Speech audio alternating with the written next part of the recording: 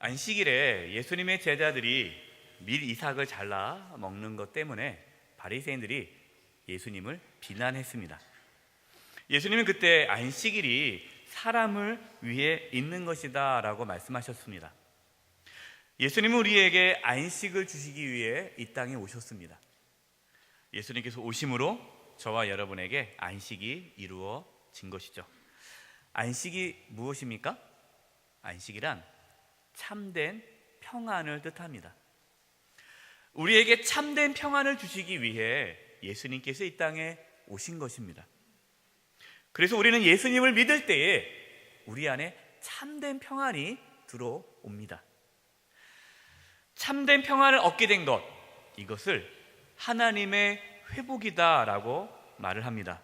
오늘 말씀의 제목이 무엇입니까? 하나님의 회복입니다.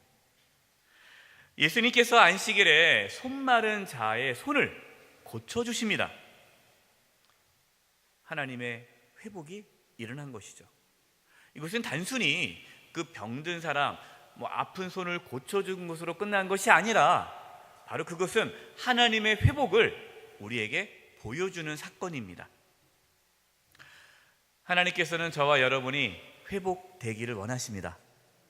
오늘 말씀을 통해 우리의 몸과 마음과 영혼이, 또 우리의 가정이, 우리가 속해 있는 공동체가 하나님의 회복이 이루어질 수 있기를 간절히 축원드립니다. 첫 번째입니다. 따라서 해보겠습니다. 긍휼한 마음을 가질 때 회복이 있습니다. 예수님께서 다시 안식일날 회당에 들어갔습니다. 한 주 전에 제자들이 밀 이삭을 잘라 먹은 것 때문에 바리새인들이 비난을 했죠. 그리고 이제 한 주가 지나서 다시 안식일에 회당에 또 들어가셨어요. 그러자 그 안에 손 마른 자가 그 회당 안에 있었습니다. 2절입니다. 사람들이 예수를 고발하려 하여 안식일에 그 사람을 고치시는가 주시하고 있거늘. 자, 여기서요, 사람들이 누구죠? 바리새인을 뜻합니다. 바리새인. 종교 지도자들인 바리새인들은 예수님께서 이 안식일에 회당 안에 있는 손 마른 자의 손을 고쳐주는가 안 고쳐주는가, 그것을 주목하고 있다는 겁니다. 예수님의 눈에 손 마른 자가 들어왔습니다. 예수님은 손 마른 사람의 그 고통을 보셨습니다. 아픔을 보셨습니다. 그가 그동안 얼마나 힘들고 고통스럽게 살아왔는지 우리 주님은 아셨습니다. 지금이야 일을 하지 않고 여러 가지 다양한 방법으로 돈을 벌 수 있지만, 그 당시, 예수님 당시에 돈 버는 게 뭡니까? 일을 해야 돈을 벌어요. 근데 한쪽 손이 말라가지고 쓸 수가 없습니다. 그럼 그 사람은 뭡니까? 일하기 어려운 사람이에요. 돈 벌기 힘든 사람이에요. 그러니까 아주 힘들게 살아가는 사람이라는 걸 우리가 알 수가 있는 거죠. 그래서 예수님은 그 손 마른 사람을 긍휼한 마음을 가지고 바라보셨습니다. 그러나 종교 지도자들은 예수님을 고발하기 위해 그 손 마른 자를 보았습니다. 종교 지도자들은 그 손 마른 사람의 아픔과 고통을 알지 못했습니다. 더 정확하게 말한다면 관심이 없었습니다. 다만 예수님을 고발하기 위해 안식일에 손 마른 사람을 고쳐주는가, 그것에만 집중했습니다. 당시 안식일 규정에 의하면 목숨이 걸려있는, 그러니까 지금 치료하지 않으면 당장에 죽는다, 그 사람만, 그 환자만 안식일에 고쳐줄 수 있고요. 별로 이렇게 죽을 만한 아프지 않다, 죽을 만큼 아프지 않다 그러면은 안식일에 병을 고쳐주면 안 되는 게 그 당시의 규정이었어요. 안식일의 규정이었어요. 바리새인들은 그동안 예수님께서 안식일에 많은 사람들을 고쳐주셨고 또 그렇게 했기 때문에 저 사람도 고쳐줄 것이다 라고 생각하고 이제 본 것입니다. 뭐 하기 위해? 고발하기 위해.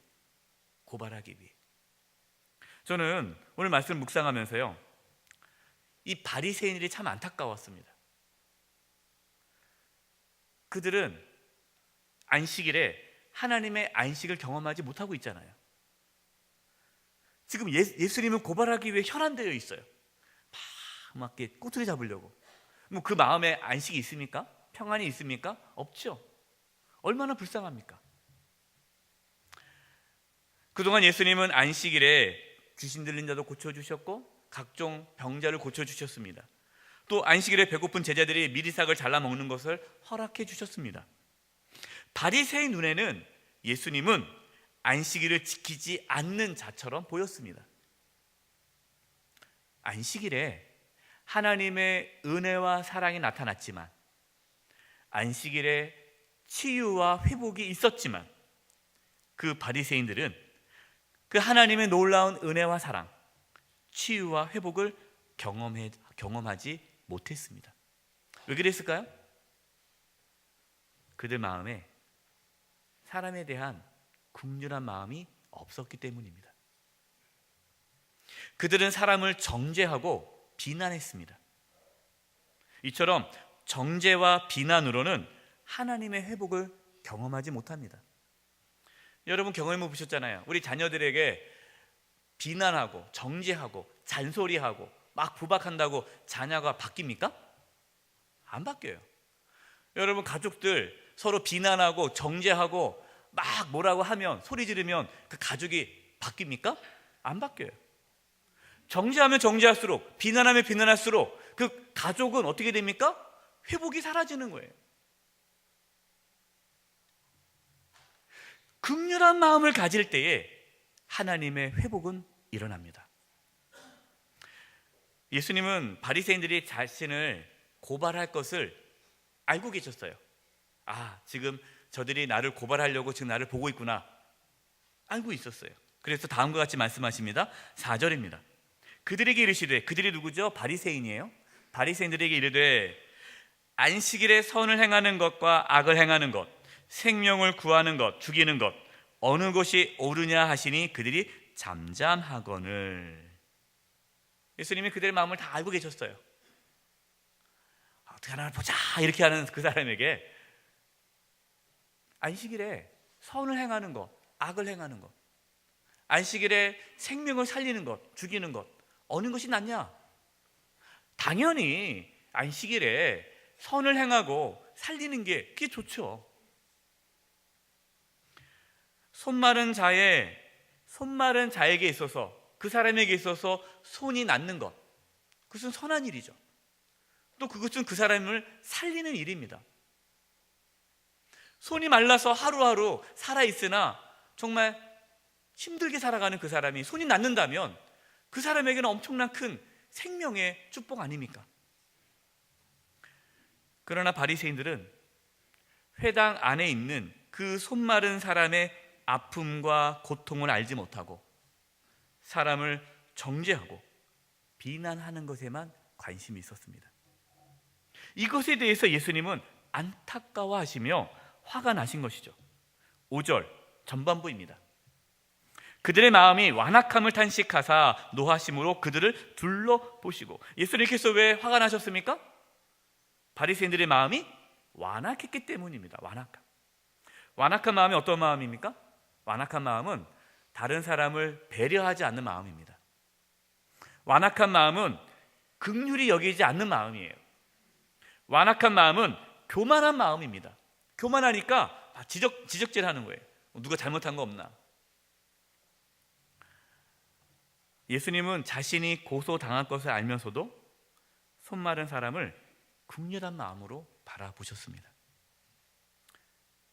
사랑하는 여러분, 여러분은 지금 어떠한 마음으로 주변 사람들을 바라보고 계십니까?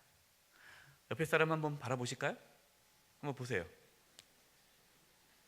어떤 마음으로 보고 계셨어요? 졸고 있네 그렇게 하면서 바라보셨나요? 긍휼한 마음으로 바라보라는 거야. 긍휼한 마음. 긍휼히 여기는 자는 어떻게 한다고 예수님께서 말씀하셨죠? 긍휼히 여기는 자는 하나님의 긍휼히 여김을 받을 것이며. 왜 우리 안에 하나님의 회복이 일어나지 않을까요? 왜 우리 가정에, 우리의 직장에, 우리가 속해 있는 공동체, 우리의 교회 안에, 내가 속해 있는 그 모임 가운데 왜 회복이 일어나지 않을까요? 여러 가지 이유가 있습니다. 그러나 가장 큰 이유는 내 마음에 긍휼한 마음이 없는 겁니다. 제가 전에 사역했던 어떤 교회에서 어떤 권사님이 찾아오셨어요. 자기가 남편이 너무 밉대요. 너무너무 밉다는 거예요.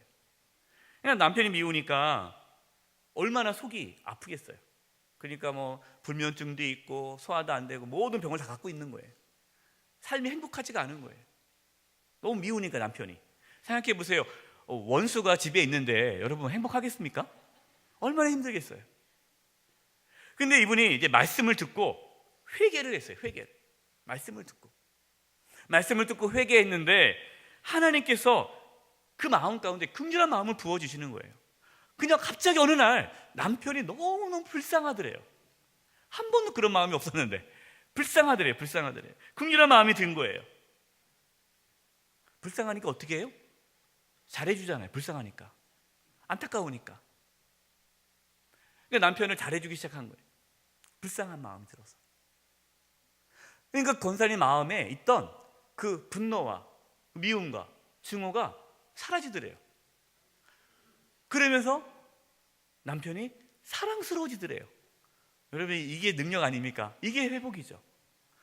그러니까 남편이, 아내가 막 자기를 사랑해주고 막 이러니까 남편은 어떻게 될까요? 변하는 거예요.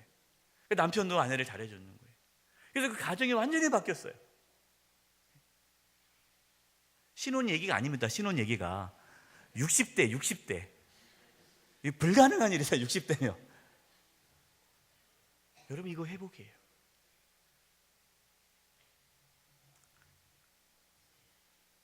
사람을 어떠한 눈으로 여러분 바라보십니까? 긍휼한 마음으로 바라볼 수 있기를 바랍니다.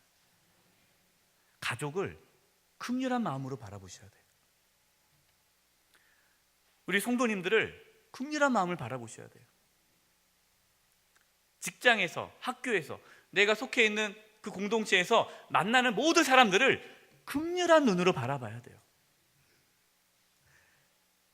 긍휼한 눈으로 바라보지 않고 비난하고 정죄하고 판단하고 뭐 꼬투리 잡을 거 없나 이렇게 해가지고 하나 건수 잡으면 막 그냥 쏘아 붙는다면 여러분, 그것은 하나님의 회복을 경험할 수가 없어요. 바리새인들이 그런 거 아닙니까? 긍휼한 마음을 가질 때 우리 가운데 하나님의 회복이 일어납니다. 두 번째입니다. 따라서 해보십시오. 연약함을 드러낼 때 회복이 있습니다. 3절입니다.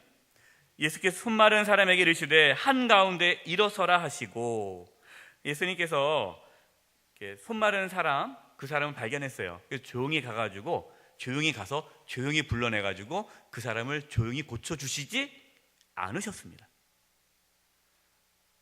예수님께서 회당 안에 있는 모든 사람이 다 보도록 가운데로 나와서 가운데서 서라는 거예요.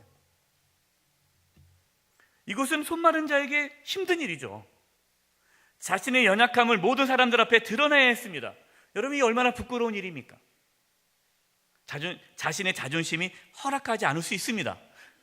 그러나 손마른 자는 주저하지 않고 회당 가운데 일어섭니다. 예수님은 손마른 자를 자리에 세운 상태에서 손마른 자에게 그 마른 손을 내밀어라 라고 말씀하십니다. 아니, 손마른 자가 회당 가운데 서 있는 것도 힘든데 그동안 내가 사람들한테 부끄러워서 감추고 있는 그 손 마른 손을 내놓으라는 거예요. 손마른 자가 이렇게 말할 수 있죠. 예수님, 참 너무합니다. 저희 말라 비틀어진 이 비참한 손을 사람들 앞에 보여야 합니까? 저는 뭐 부끄러움도 없는 사람인 줄 압니까? 전 자존심도 없습니까? 왜 이렇게 사람들 앞에서 저에게 창피를 줍니까? 이렇게 따질 수 있잖아요. 그러나 손마른 자는 그렇게 말하지 않았습니다. 예수님께서 손을 내밀어라 말씀하시자 그 말씀에 따라 말라진 자신의 손을 쭉 내밀었습니다. 어떻게 되었을까요? 5장 후반부입니다. 그 사람에게 이르시되 내 손을 내밀라 하시니 내밀매 그 손이 회복되었더라. 아멘. 예수님 말씀대로 손을 내밀자 말라 고부라진 손이 회복되었습니다. 이처럼 자신의 연약함을 하나님 앞에 드러낼 때에 하나님의 회복은 있습니다. 그러나 사람들은 일반적으로 자신의 연약함을 드러내고 싶어 하지 않습니다. 이것을 상담 전문 용어로 방어 기제라고 합니다. 방어 기제. 상담에서 치유가 일어나려면 먼저 드러내야 돼요. 그러나 사람들은 자신의 상처를 드러내기를 두려워합니다. 그래서 자신의 상처와 아픔을 드러내지 않고 감추죠. 자꾸 변명하죠. 괜찮다고, 아무 일 없다고 이렇게 스스로 이렇게 감춥니다.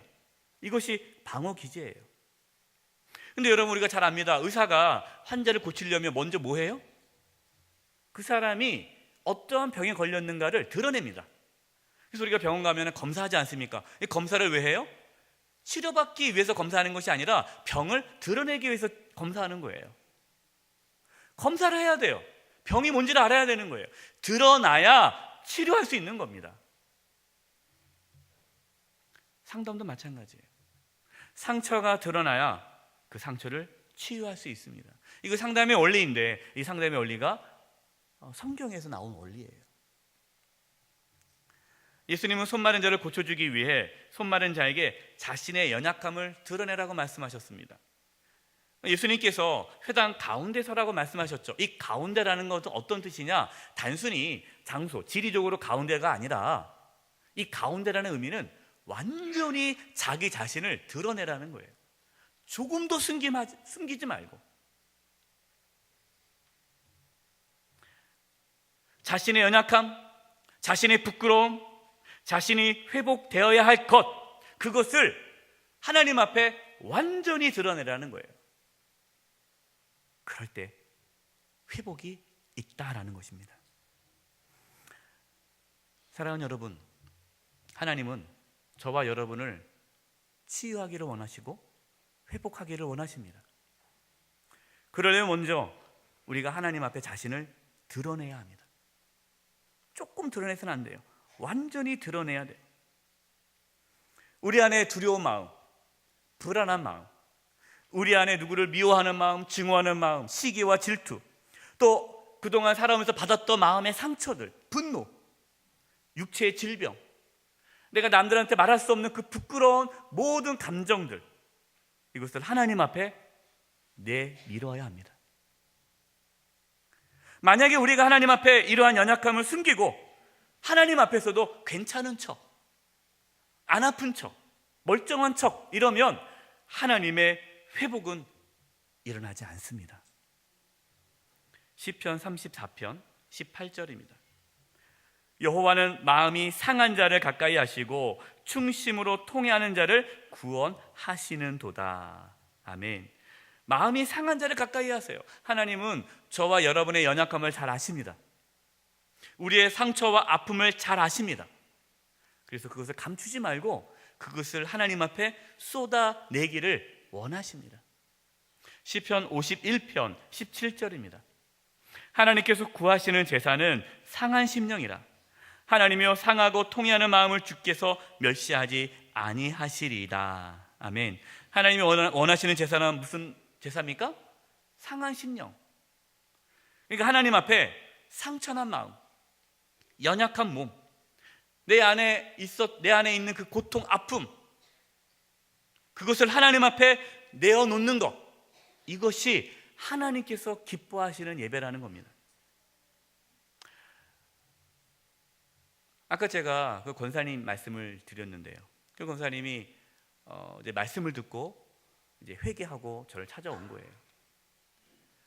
그리고 자기가 남편을 그렇게 미워하는 걸 아무도 모른대요.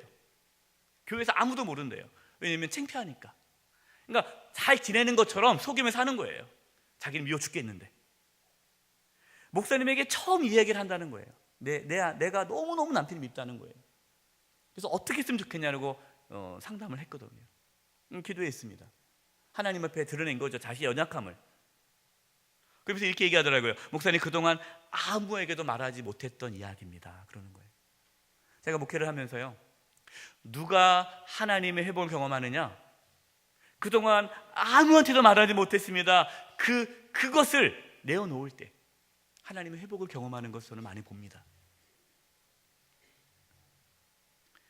주일에 와서 옷 잘 차려입고 고상하게 앉아있다가 가는 것, 하나님께서 그 예배를 원치 않으세요. 하나님 앞에 아무런 문제 없는 것처럼, 사람들 앞에도 잘 지내는 것처럼, 속은 타들어가는데, 속은 썩어가는데, 속은 막 울고 있는데 그냥 괜찮은 척, 아프지 않은 척 이렇게 해가지고 예배 와가지고 인사하고, 잘 지냈냐고, 어떻게 잘 지냈어요? 잘 지냈다고. 사실 잘 못 지내고 있는데 숨기는 거예요. 하나님 앞에서 숨겨요. 이렇게 고상하게 와서 예배 드리고 간다면 하나님께서 그 예배를 기뻐하지 않는다는 겁니다. 예배를 드리면서 하나님께 자신을 정직하게 드러낼 수 있기를 바랍니다. 하나님 앞에 울고 싶을 때 우세요. 여러분, 예배 시간에 울고 싶으면 우세요. 여러분, 운다고 해서 옆에 사람, 당신 왜 그래 주책스럽게, 울지 마, 이렇게 하지 마세요. 그냥 울게 내버려 두세요. 그리고 막 울고 있다면 또 지나가면서 권사님, 집사님, 왜 무슨 일 있어요? 무슨 일 있어요? 하지 마세요. 그냥 내버려 두세요. 울게.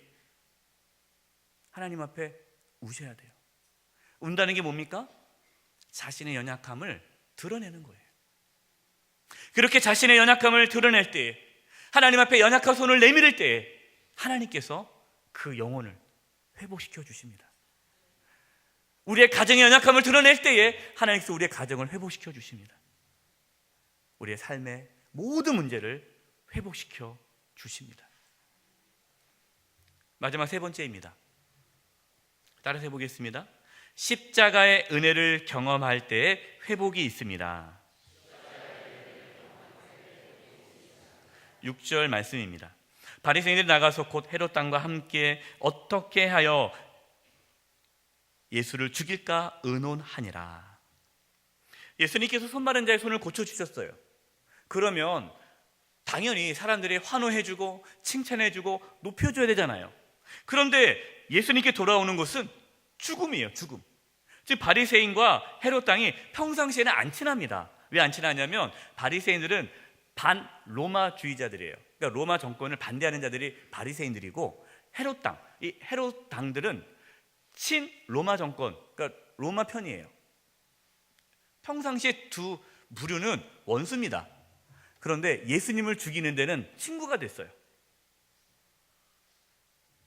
5절에서 손 마른 자의 손이 회복되었다라고 말씀하시고요, 그 다음 6절에서는 예수님이 죽임을 당할 것을 말씀하고 있습니다. 여러분, 잘 안 어울리는 구조 아닙니까?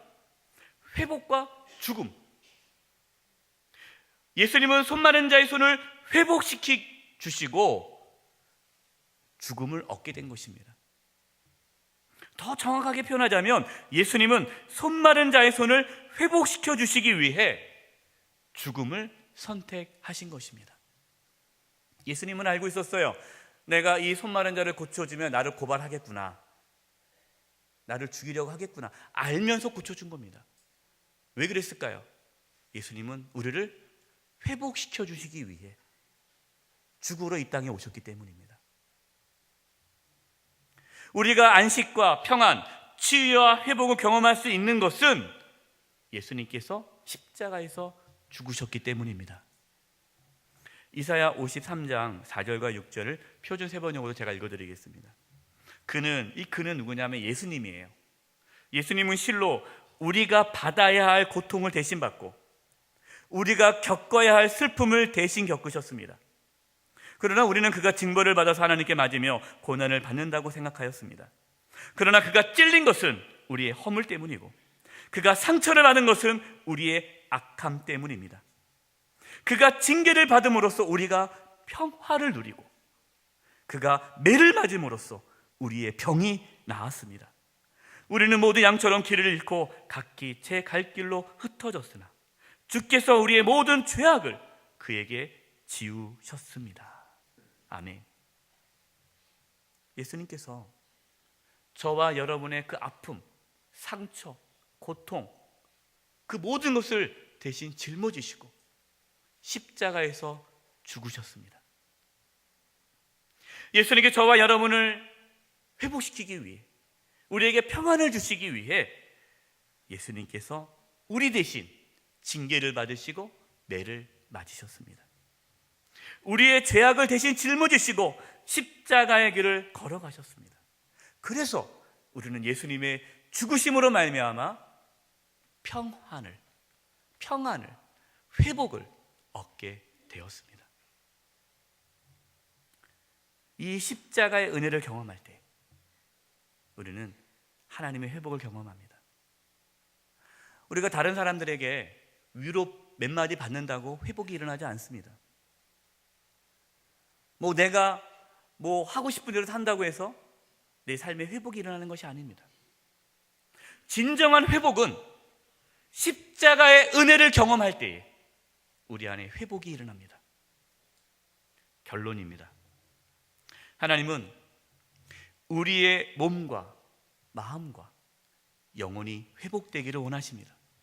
우리의 가정이 회복되기를 원합니다. 내가 속해 있는 공동체가 회복되기를 원하십니다. 우리를 회복시키기 위해 예수님을 이 땅에 보내주셨습니다. 예수님께서 우리의 모든 허물, 우리의 죄와 우리의 연약함, 우리의 질병을 다 짊어지시고 십자가에서 피 흘려 죽으셨습니다. 예수님께서 우리 대신 채찍에 맞으심으로 저와 여러분이 나음을 입었습니다. 예수님께서 우리 대신 십자가에 피 흘려 죽으심으로 우리가 평안을 얻었습니다. 이런 하나님의 회복이 일어나기 위해서 우리에게 필요한 것이 있습니다. 먼저 긍휼한 마음을 갖는 것입니다. 하나님은 우리를 긍휼히 여겨주시는데 우리가 다른 사람들을 긍휼히 여기지 않는다면 하나님의 긍휼함을 얻지 못합니다. 가족을 정죄하거나 비난하지 마십시오. 가족을 긍휼한 마음으로 바라볼 수 있기를 바랍니다. 때로는 자식이 왼수 같죠. 저도 말씀을 준비하면서 특별히 사춘기 보내는 자녀들 얼마나 화가 납니까? 저도 소리 많이 질렀는데요. 감사하게 이제 우리 영석이 오면서 소리를 많이 안 질렀어요. 그 전에는 소리 많이 질렀는데 소리 지른다고 안 변하더라고요. 소리 지르면 지를수록 내가 피폐해지고 내가 죽겠더라고요. 가정이 막 힘들어지는 거예요. 근데 긍휼히 여기면서부터 회복이 일어났어요. 가족을 긍휼히 여길 수 있기를 바랍니다. 우리 성도님들을 서로 긍휼히 여기기 바랍니다. 성도님들을 바라볼 때 긍휼히 바라봐야 돼요. 어떤 분들은 잘못한 거 없나 해가지고 바로 지적해요. 가서 안 해. 그렇게 하면 되냐고. 막 집사님, 장로님, 목사님, 우리가 다 연약하잖아요. 우리가 서로 잘하나 보자 비난과 정죄의 눈을 바라본다면 우리는 서로 다 물고 뜯어 죽여야 돼요. 저도 얼마나 연약한 게 많은지 몰라요. 근데 긍휼한 눈을 바라보는 거예요. 그래야 나도 살고 우리도 살고 회복이 일어나는 거예요. 직장에서, 학교에서 내가 만나는 사람들을 긍휼한 마음으로 바라보십시오. 그러면 하나님도 우리를 긍휼히 여기십니다.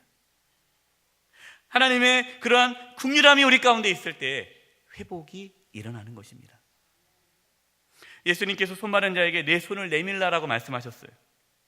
이 시간 하나님께서 저와 여러분에게 말씀하십니다. 내 연약함을 내밀어라. 내 손을 내밀어라. 이 말씀에 순종할 수 있기를 바랍니다. 하나님 앞에 고상한 척하지 마시고 괜찮은 척하지 마시고 하나님 앞에 자신의 상처와 아픔과 죄악과 고통과 절망과 두려움과 연약함을 하나님 앞에 쏟아내십시오. 그러면 주님 안에서 참된 안식과 평안, 치유와 회복을 경험하게 될 것입니다. 하나님의 이 놀라운 회복이 저와 여러분 가운데 있기를 간절히 축원드립니다. 기도하겠습니다. 하나님, 저희들 연약합니다. 하나님 앞에 우리 연약함을 내어놓습니다. 하나님께서 저희를 긍휼히 여겼던 것처럼 저희도 긍휼한 마음으로 우리의 가족을, 우리 주변 사람들을 바라보게 하여 주시옵소서. 오늘 말씀대로 하나님의 회복이 우리 가운데 나타나게 하여 주시옵소서. 예수님의 이름으로 기도드립니다. 아멘.